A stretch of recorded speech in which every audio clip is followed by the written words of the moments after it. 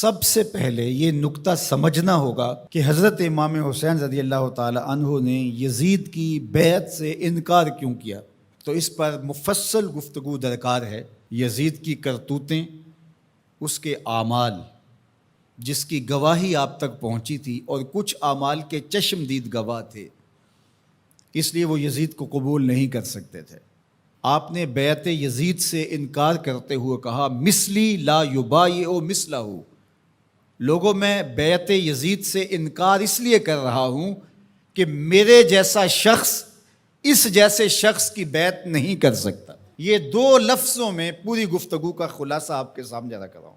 مثلی لا یبایع مثلہ، میرے جیسا شخص اس جیسے شخص کی بیعت نہیں کر سکتا۔ اگر امام حسین یزید کی بیعت کر لیتے، قیامت تک ظلم اور جبر کے ساتھ مفاہمت کو سند جواز مل جاتی۔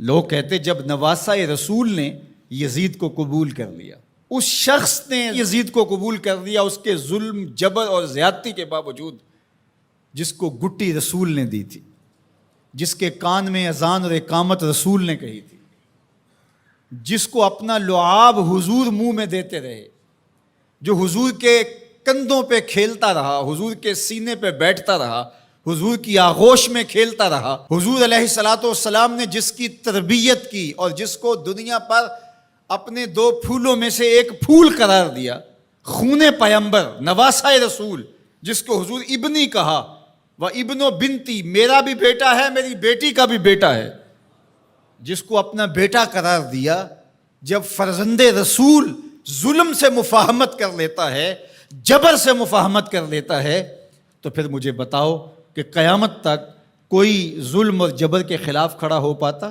ایسا راستہ کھلتا کہ بند ہونے کا نام ہی نہ لیتا۔ تو حضرت امام حسین رضی اللہ تعالیٰ عنہ نے کہا مثلی لا یبایع مثلہ، میرے جیسا شخص تیرے جیسے سے بیعت کر ہی نہیں سکتا۔ اب جو واقعہ ہونے والا ہے، جو صورتحال درپیش ہے، کربلا میں جو کچھ ہوتا دکھائی دے رہا ہے، وہ میری نظروں سے پوشیدہ نہیں ہے، میں دیکھ رہا ہوں کہ کیا ہونے والا ہے۔ آپ نے مقام بیضا پہ جو خطبہ دیا، راستے میں ایک مقام پڑتا ہے آیان و انصار کے ساتھ، اور آپ نے اس میں ایک تاریخ ساز جملہ ارشاد کیا جو آپ کے فلسفہ شہادت کو اجاگر کر دیتا ہے۔ آپ نے فرمایا لوگوں، مجھے پتہ ہے میرے ساتھ کیا ہونے والا ہے۔ ظاہر آلات حرب و ضرب لے کر کے نہیں گئے تھے، آیان و انصار اپنے ساتھ لے کر کے نہیں گئے تھے۔ نواسہ رسول آواز دیتا کہ میرے ساتھ چلو، تو کیا وہ تنہا ہوتے؟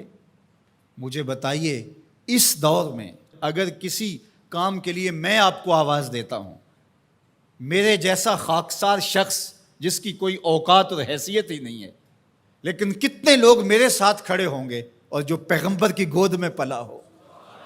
جب حسین ابن علی آواز دیتے تو کیا لوگ ساتھ کھڑے نہ ہوتے؟ ترماح بن عدی بن حاتم، یہ حاتم تائی کا پوتا ہے، حضرت عدی بن حاتم کا فرزند ہے، جو حضور پر ایمان لائے صحابی رسول کا فرزند ہے۔ یہ راستے میں حضرت امام حسین کو ملا، تو اس نے کہا کہ حضرت اگر آپ میرے ساتھ چلے جائیں تو میں چند دنوں کے اندر 30,000 افراد کا لشکر آپ کی پشت پہ کھڑا کر دوں گا، اور پھر ہم یزید کی اینٹ سے اینٹ بجا کے رکھ دیں گے۔